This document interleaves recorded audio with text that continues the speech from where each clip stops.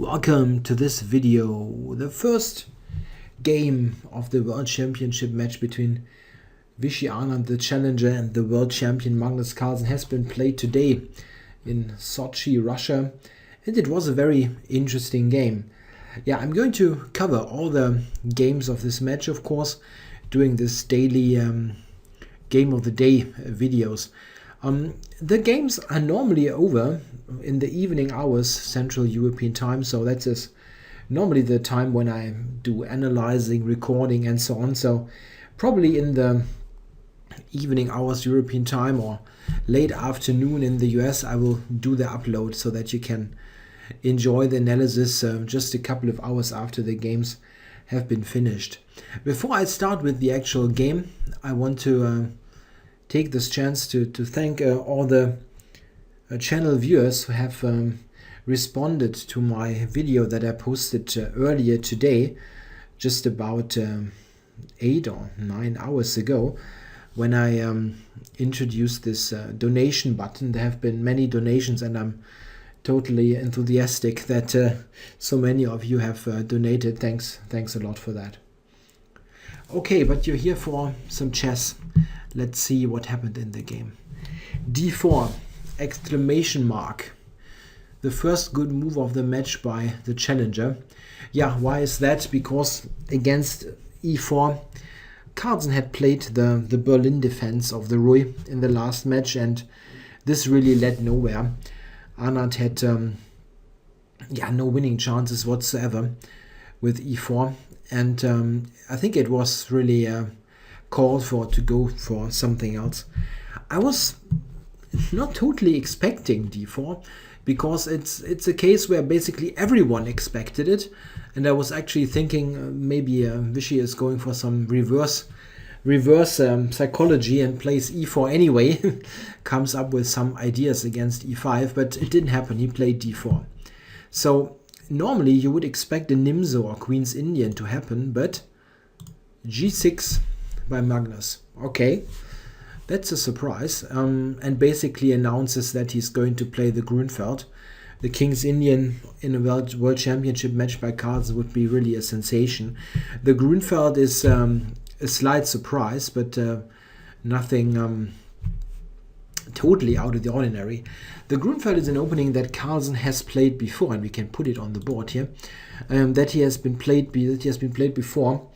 Even against Anand in 2011, they had a game in the Tal Memorial where they had a mainline Grunfeld.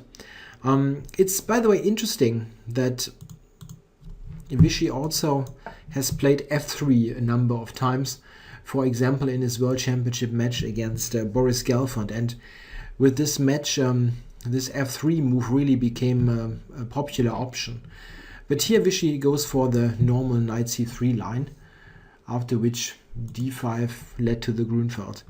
Yeah, so it's certainly an opening against which he should have prepared something specifically for the match, but it certainly was not the main focus. I guess the Nimzo Queen's Indian complex, Queen's Gambit was the main point, but the Grunfeld is just one of the total main lines, so it is something where they need to have some idea. And it is this idea, Bishop D2 against the Grunfeld. The total main move here is of course E4 and something like this, which in fact happened in the mentioned game of the two players in 2011.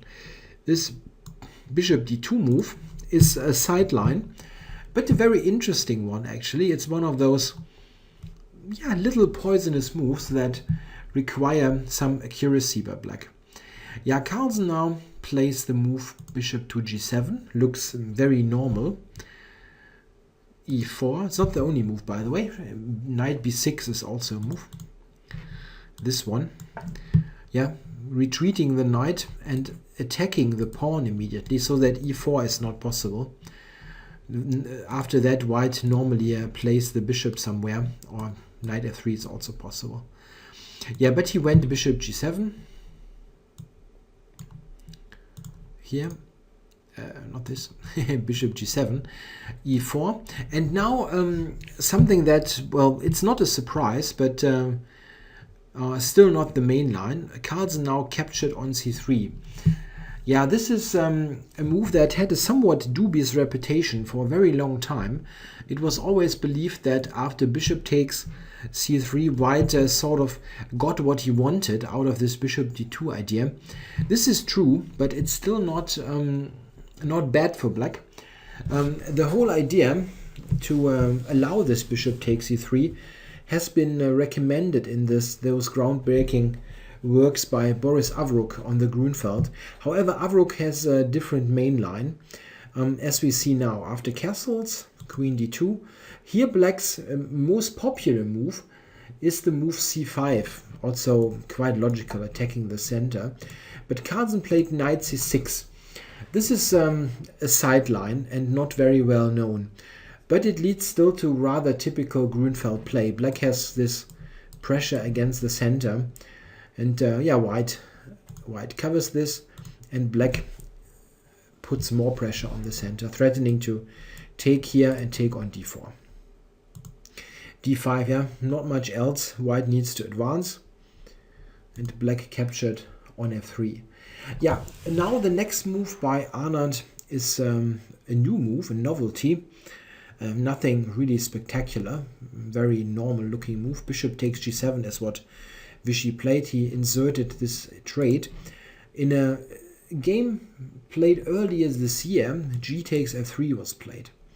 Just this capture, after which black went knight e5. This is comparable to the game, only with those bishops on the board. What, however, is interesting is the actual pairing of this game that was played earlier 2014. This was between Moiseyenko, one of the top Ukrainian players, playing white against Nepomniachtchi, Jan Nepomniachtchi, one of the promising young Russian players.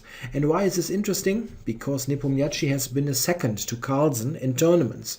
So they regularly work together, and it's not impossible that Nepomniachtchi is somehow involved with Carlsen's team. It is always a mystery who is actually helping Carlsen. He's very often just stating it's just John Ludwig Hammer and Peter Heine Nielsen, but many people claim with some insight that he has tons of people helping him with little things, not on a full-scale basis, but they give him ideas here and there, of course, for some compensation. Yeah, and you never know, maybe this line with knight c6 was an idea of Nepomniachtchi's. The Grunfeld is, of course, something that Carlsen has prepared for the match specifically, because it was very likely that Anand would play d4. Okay, but in the game we had the capture on g7. King takes, white took an f3, knight e5, and long castles. Yeah, we can pause here and look at this position. This is a very interesting position, and it's very uneven in a way. White has a substantial advantage in space with d5, the nice advanced pawn in the center. He has a bishop, which is rather good. I mean, it's a long-range piece that has some diagonals to occupy. And black does not really have a super stable knight in the center of the board, which is shown by little lines like this, which is, of course, very easy to see. Yeah, so is white better here? Yeah, he's certainly more active, but one thing that is definitely clear, black has an excellent structure. You know, he's got all his pawns back here, which means there are no pawn weaknesses. And the same cannot be said about white's position. Those pawns here, they are all a little bit weak, and the more pieces are being traded, the more tricky it might become. So this is a much sharper position than it maybe looks like at first, because there's a conflict here between structure, which is black's forte, and activity. Carlsen now, of course, didn't blunder the piece. He played c6. This also seems to be a good move. Black needs to attack the center and get some space for his pieces. Queen c3 and f6. an interesting moment. f6, of course, was totally forced. I need to break the pin. But here, it's quite nice. What about the capture? Isn't this a good move for white? Yeah, in fact, it isn't. It's one of those cases where a move looks promising at first, but after queen b6, we see that white has opened the position prematurely. This is a hanging pawn, and black is threatening rook c8 and takes the pawn. Something like this, for example, black just goes here, and he will get the pawn back by the rook or by the queen, and he will enjoy a big compensation. This is really an attacking position brewing against white's king. This is also an important point. The white king is potentially a little bit unsafe in comparison to the black king. Black has a relatively safe shield here. He can very often retreat the knight to get even more protection, while white's king, especially as long he has not played king b1, is a bit airy. Yeah, the capture on c6 is not a good idea. White needs to be careful here. He played a good move. He played bishop to h3. Looking at this nice square for the bishop, where it sort of, shines into black's position from two angles. And very important is it covers c8. So a quick rook c8, getting queen and king on the c-file is not possible anymore. Yeah, Carlsen now took on d5. And important now, e takes d5 is the move that white must play. The move rook takes d5, which does not look that bad at first, is in fact really, really bad, because after the simple reply, queen to b6, black is just threatening here, and it's impossible really to do anything great here. There's also the idea to play e6 and rook c8. Yeah, breaking this diagonal, and all of a sudden queen and king on the c-file are very precariously placed. So white has to take with the pawn. But this was, of course, part of the whole setup. I think that this position may be featured in the preparation. Maybe. It's not a very unlikely position to occur, especially considering that there was an earlier game by Nepomniachtchi. But okay, the Grünfeld was not in the main focus.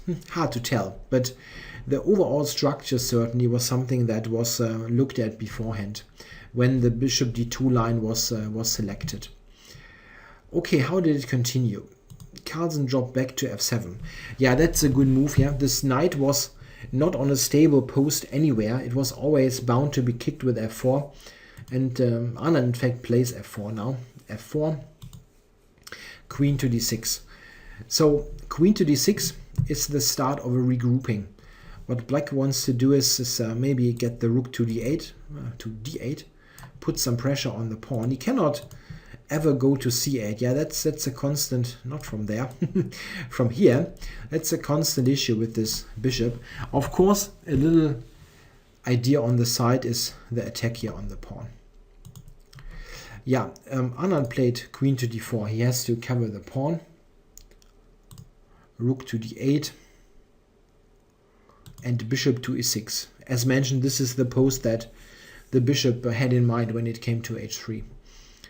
Yeah, now queen b6 was played. Black tries to relieve some pressure with the queen trade.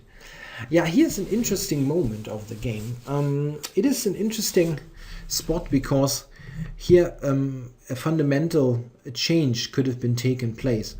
Anand played queen d2 here, but he could have traded on b6. And this was an interesting choice. Maybe white keeps a little bit of an advantage. I'm not really sure. It's a difficult position. But maybe this is good for a little something. The idea could be to play the king to the side and then maybe rook c1 to c7. This is a route that sort of obvious here in connection with this bishop which controls c8. It's not clear to me how problematic this really is because, well, black's position is still very compact, and it's hard to get anywhere anywhere serious here. But maybe this trade was what Anand should have done. Maybe. It is not an easy decision. We also shouldn't forget that this structure here is really bad. Yeah, this is 4 pawn islands, or let's say this is a double pawn, 3 pawn islands with a double pawn against very solid structure. So white has to be careful with endgames, but at the moment it's not obvious how black should play against those pawns. Maybe this kind of maneuver is interesting, trying to get to f4. Yeah, the endgame with the capture on b6 was interesting, but Anand kept queens on the board. Maybe he also still entertained some hopes of play on the king side, like f5, h4, these kind of ideas. Yeah, queen d2 to keep the queens on. Yeah, what did black do? Now came a very strong maneuver by Carlsen. He played rook to d6. That's a strong move.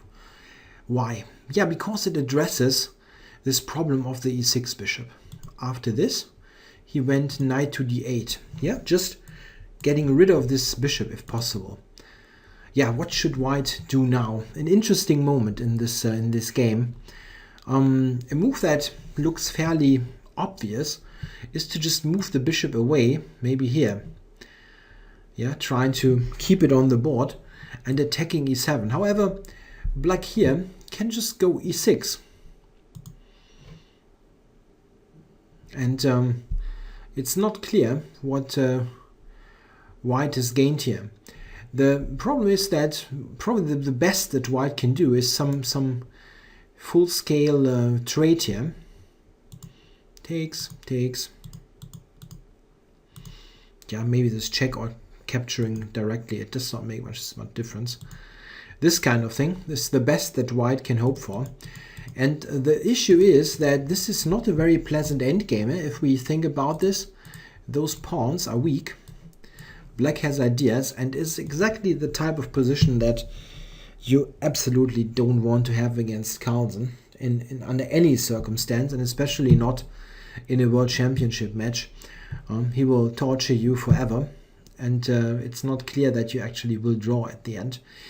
It's a real problem that those kind of weaknesses, they are not going away easily, and in certain endgame types they can prove fatal. Rook endgames are a problem here. Queen endgames, quite often there might be some perpetual, but with rooks, difficult. It seems that this retreat, the bishop h3, wasn't really that great. There are some lines that the computer recommends with bishop h3, but they are very, very non-human. Yeah, like after e6, for example, just to show what kind of weird stuff some engines come up with. After e6, there's one computer line that Houdini gave: bishop g2, e takes d5. And then a move like king to b1, yeah, just playing on like nothing happened. And something like d4, f5 is assessed as about equal by the computer, which nobody really understands. Yeah, I understand that it's not clear how black should win with this extra pawn. Yeah? Maybe there is compensation, but equal is the kind of line that is very unrealistic from a human point of view. Why would white give up his center pawn, and what exactly is the compensation? I'm not doubting the comp here very much, but it really does not make much sense to put any big analytical effort in this type of line, because no human is ever going to play it. Certainly Vichy didn't think about it. He played at the end, after knight e8, he played f5, just supporting this bishop on e6. Yeah, but after that we get some trades in. Black manages to simplify the position. Rook e6 and queen c7. At this moment, actually, the trade on e6 was also quite interesting. Taking here, giving a check, and then putting the queen on d6. This is also quite okay for black. With rook c4 coming, you can argue that black is slightly more comfortable. It's maybe really a case that this queen trade on move 20, queen takes b6, was something that white should have done. It seems that here, black already is a little bit easier to play. This also applies to the game continuation, where Carlsen gave this check and played rook c8. However, Anand now played excellently. Rook de1, threatening on e7. Rook takes, keeping his rook active. Rook to d8, a very logical choice. What black wants to do is he wants to set up this very economical way to cover e7. Again, black has a good structure. He's got all those pawns in a healthy state, while white's pawns are weak. But on the other hand, white has some activity. And now we see really good play by Anand. He played d6. That's a strong move. Black only has e takes d6, of course. Rook takes, blunders the queen. So only pawn takes is possible. And then queen to d4. Strong play. Attacking f6 twice. Yeah, here Carlsen really has no big choice. He has to return a pawn. He played rook f7, and after the capture and rook d6, we see that the position has simplified a bit, and white still has the somewhat weaker pawn structure with two isolated pawns against two connected pawns, but compared to before, this is a structural improvement. Also see that white has some serious centralization going on. It's quite satisfying to have those two pieces in the middle of the board. The next phase of the game is really hard to understand and analyze. They both didn't have so much time left. We are talking about just a couple of minutes, and note that they don't play with increment there. They only play with time increment after move 60. So we are dealing with a time control of 2 hours for 40 moves. So it really can happen that you overstep the time. a6, Carlsen's move, removing this pawn from the attack, and a3, a very understandable move. White wants some space for the king as well. And now queen a5. The next part of the game, I think, was conducted in a very strong fashion by Carlsen. He played good, strong moves, and he did one very important thing. He played them really quickly. At this point, Anand was catching up on the clock. He always was ahead on the clock during the game after the opening, where he played this line quite quickly. And now it sort of turned. Anand was spending time, and Carlsen was pushing on the clock, playing quickly. And this is a good psychological ploy that increases the pressure on your opponent. And it seems that in the next couple of moves, Anand made some inaccurate move. He played f4, which looks fairly normal, controlling e5. Queen h5, attacks this pawn, looking at those weak pawns. Queen d2. Here, by the way, the computer gives queen e3 as the strongest move, intending this attack, and it seems that this leads to a draw almost by force. However, this is one of those lines that is totally irrelevant almost for practical play. Anand here had 5 minutes or something on the clock, and you're not giving away a pawn. I mean, it's not so obvious that you're actually going to draw with this attacking idea. The computer, of course, can calculate this till the end, but a human cannot. So I think Anand's move is understandable, avoiding this and just playing queen d2. However, after queen c5, rook d5 and queen c4, black's queen has come to a somewhat uncomfortable spot on c4. It takes away an important square of the king and always keeps an eye on f4, and also this is an idea. And quite soon an additional idea is popping up, this one. The next moves are interesting. Rook d7, queen c6. Yeah, here Anand now decided to play rook d6. And I must admit that I'm not totally sure, but I think he should have traded rooks here. It's not an easy decision because you know that you're going to be suffering a bit after that, but I still believe that the queen endgame here should offer quite decent drawing chances, simply because there are always perpetuals around the corner, somewhere invading with the queen. It will be difficult for black to use his better structure. Most likely, black will try some king march, yeah, like this, for example. And whenever you try to activate your king in a position like that, you're risking perpetuals. I think he should have done that, but I understand that with little time on the clock, you don't want to, you have a hard time to make such an important decision. He went rook to d6, not trading.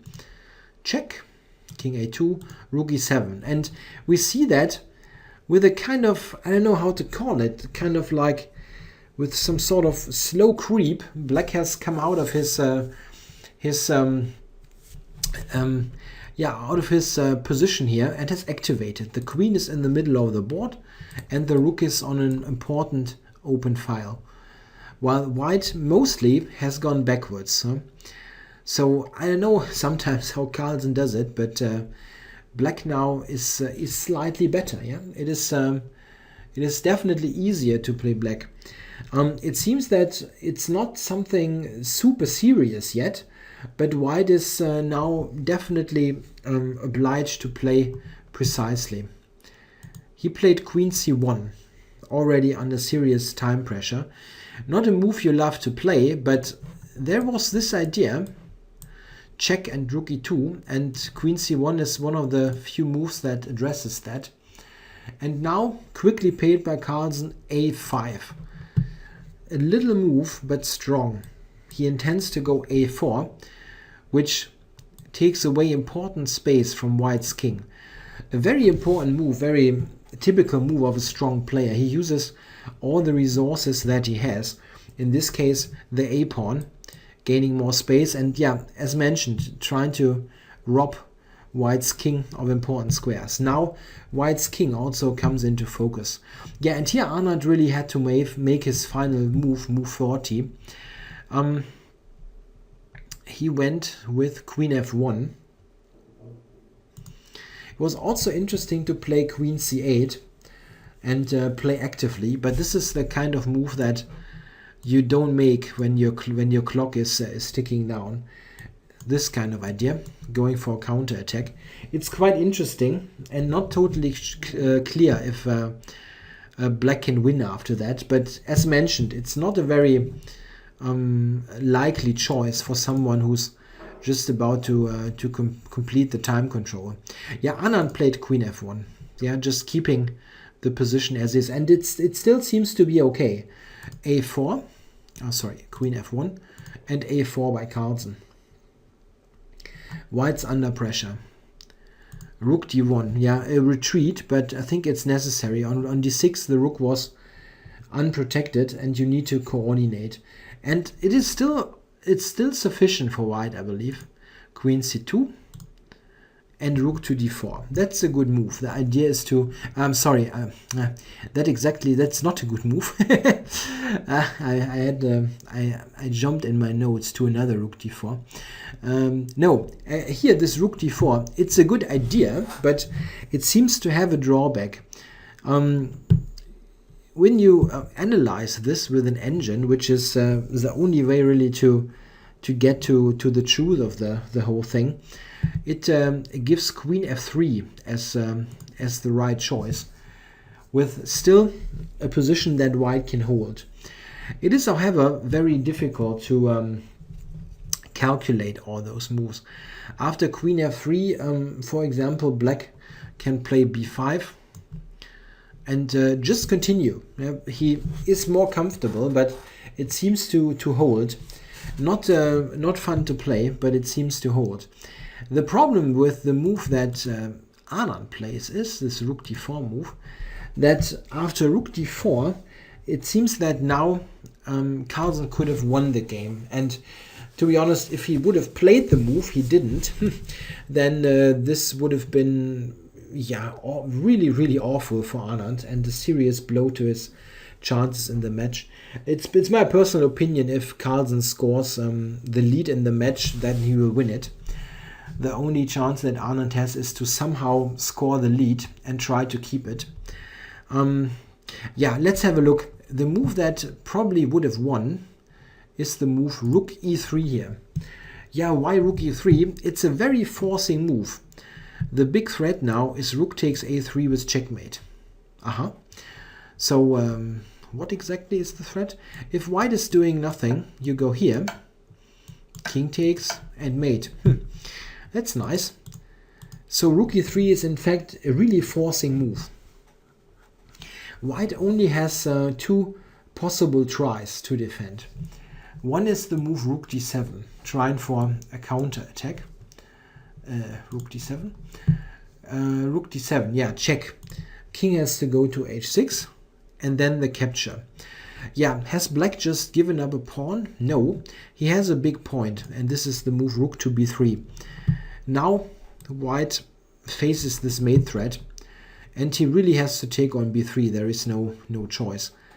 However, after the capture, a takes b3 check. This, black will take on h2. And here we have a queen endgame with equal material that, however, is probably winning for black. Why? Yeah, it is winning because this b3 pawn is so awful for white. You're basically confined to the first rank with your queen, because there are always those back rank mates. Black will very often just put the queen here, and then he will march his pawn ultimately. It seems that black is winning here. Rook d7 check is no defense. What else is there? Yeah, the only try really that is a bit tougher but ultimately also problematic is queen to d1. That's the toughest defense, but here also black is in excellent shape. He should give the check. That's the most precise move.